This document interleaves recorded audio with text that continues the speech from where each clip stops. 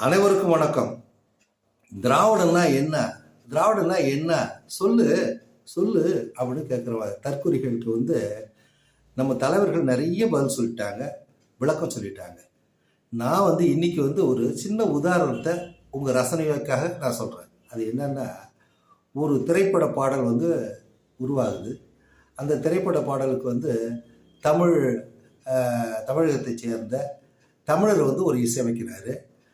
தமிழகத்தைச் சேர்ந்த ஒரு தமிழர் பாடல் எழுதுறாரு. இதை இசையமைத்த பிறகு யார் தெரியுமா பாடுறாங்க?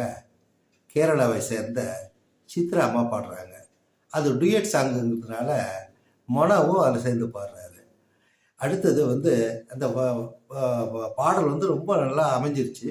அந்த படத்தை யார் நடிக்கிறார் சொன்னால், கர்நாடகாவை சேர்ந்த ரஜினிகாந்த் நடிக்கிறாரு. இது ஒரு வெற்றி படமாக போயிருந்து வச்சுங்க.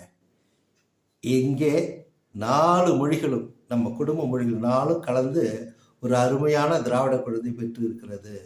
பாடல் என்ற திராவிட குழந்தையை பெற்று இருக்கிறது என்பதை நீங்கள் உணர வேண்டும். அதனால தான் துளு 5வது மொழியாக கருதப்பட்டது. இப்பொழுது அது அழிந்து விட்டது. குடகு மலைக்கு பக்கத்தில் கொஞ்சம் பேர், சில பேர் தான் பேசிட்டு இருந்ததா சொல்லப்படுகிறது.